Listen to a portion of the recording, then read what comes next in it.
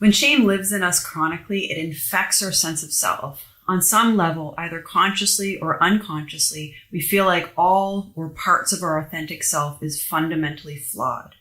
In today's video, we're going to take a look at how shame binds to parts of our authentic selves and how this can result in us suppressing, denying, or hiding those parts. But first, if this is your first time watching one of my videos, warm welcome to you. I'm super glad that you're here. My name is Jenn Lawlor, and I'm the content creator of this YouTube channel, where I share insights, tips, and strategies that I've learned from my own journey toward healing from toxic shame, as well as from studying shame for many, many years.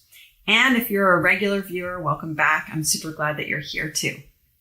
So this video is part of a much larger series of videos on the topic of shame. So if you're new to this topic, I really recommend that you start with the first video in this series, which I'm going to link to somewhere up here, and then work your way through the videos until you get to this one.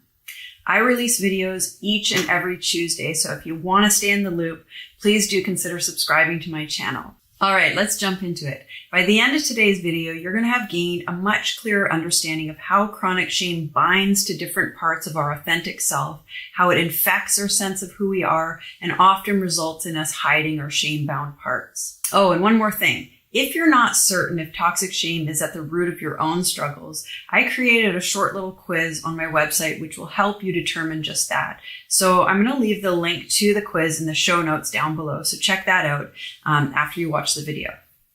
So recall from earlier videos in this series that shame turns toxic when it's repeated without repair.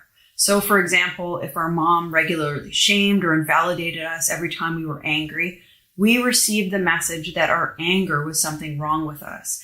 And this message got driven deep into our psyches, where it got stuck in an incredibly vicious and repetitive negative feedback loop. This is what's referred to as a shame bind. In this case, a totally natural, totally healthy emotion, anger, got all caught up with shame. So now whenever we feel anger, we also feel shame. We can't experience anger without also feeling shame. And often this leads to us trying to suppress our anger, hiding our authenticity, which of course leads to anger building up inside us like a pressure canner, and then we just explode in rage, which makes us feel even more ashamed of ourselves. Here's another example. So society projects images of the idealized men and women, right? Now I'm a woman, of course, so I'm going to stick with what I know. The ideal woman is incredibly smart, but also kind of clueless and ditzy so as not to be too threatening. She's beautiful, most often white, upper middle class, and of course thin, except somehow she's got, voluptuous breasts and curves, right? So as a young girl who grows up in a society with these kinds of beliefs, all aspects of the young girl's authenticity that doesn't match up with the idealized version of a woman get bound in shame. Maybe not consciously, but I've never, ever, ever met a single woman who does not in some way feel inadequate. Repeatedly receiving the message that we don't meet expectations drives shame deep into our psyche. It might be subconscious, but we feel like something's wrong with us. And so we constantly reflect this distorted core belief about ourselves in our thoughts and in our perceptions. And then these thoughts and shame-flavored perceptions of reality trigger more shame. So for example, suppose we've internalized the belief that our nose is too big.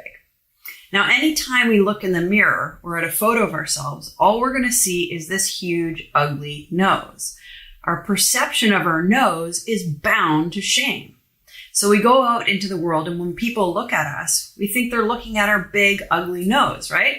And so then we might decide, I'm going to get a nose job, or we develop social anxiety because we're too ashamed of our nose to go out in public.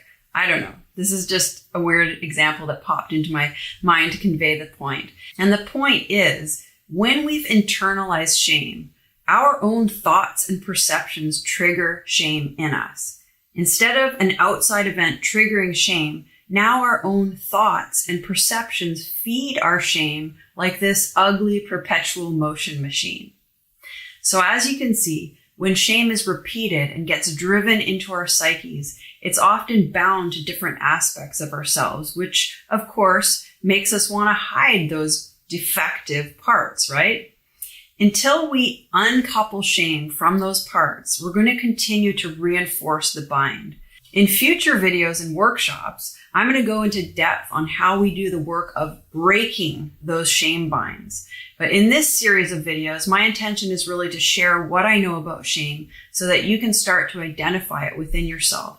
Because it's only really when we know what we're working with that we can begin to heal it. In the next video in this series, I'm going to talk about how chronic shame often shows up in our lives as perfectionism. That persistent feeling of never feeling like anything you create is ever good enough. That feeling which robs us of the joy and satisfaction we derive from being proud of our accomplishments. So you can find the link to that video in the card, which I've linked to up here, as well as in the show notes down below. Okay, so that's what I've got for you here today. Now, I know I say this all the time, but it really, really can be exhausting to even talk about shame. So if you're having painful feelings coming up, be sure to reach out either in the comments down below or with a trusted friend. This healing stuff is not always easy, right? But if you stick with it, I promise that it's going to get so much easier. Now, if you like this video, please give it a thumbs up by clicking the like button. And if you haven't already, please do consider subscribing to my channel, because it's really my plan to grow this channel to help as many people as possible experience the freedom that comes when we uncouple our sense of self from the toxicity of shame. So thanks for being here, and I will see you in the next video.